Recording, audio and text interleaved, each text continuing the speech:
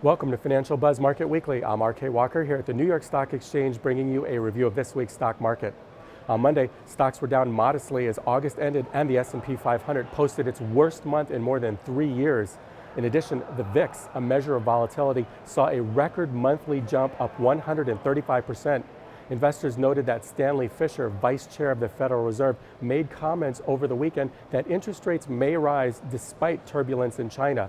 On Tuesday, China reported continued contraction in manufacturing, with their Purchasing Managers Index falling into contraction territory at 49.7.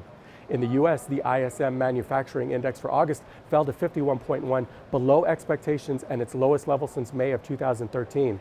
All of this news led to a very bad day, with the S&P 500 falling 140 points, or almost 3%, and all of the major U.S. indices ending in correction territory, more than 10% off their 52-week highs. On Wednesday, the ADP employment report for August gained 5,000 to 190,000, and factory orders for July were up 0.4% month-to-month, lower than expected. Markets rebounded strongly. On Thursday, the ISM non-manufacturing index for August was down 1.3 points to 59, however, still considered very strong and above expectations. Jobless claims for the week ending August 29th were up 12,000 to 282,000. Markets ended the day basically unchanged. On Friday, the highly anticipated non-farm payroll report for August showed jobs increased by 173,000, a solid number, however, below expectations and 72,000 lower than the previous month. The unemployment rate dropped 0.2% to 5.1%, and average hourly earnings increased 0.3%. Markets opened sharply lower on fears of a Fed rate hike.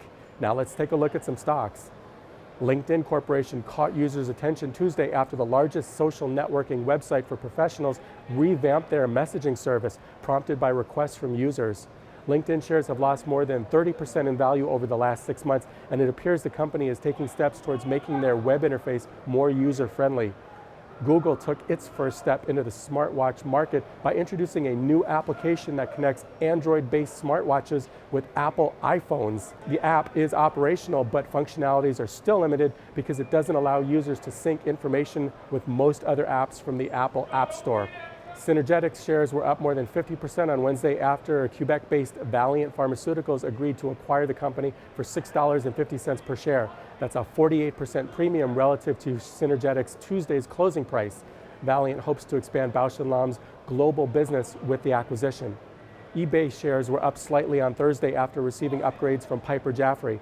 Jaffray upgraded the stock from underweight to neutral with a price target of $30 per share following the completion of PayPal's spinoff. Twitter shares gained on Thursday as the search for a new CEO continues. The board met recently to discuss candidates. Twitter's co-founder, Jack Dorsey, has been interim CEO after Dick Costello unexpectedly resigned. This is Financial Buzz Market Weekly. I'm RK Walker, and I'll see you again next week.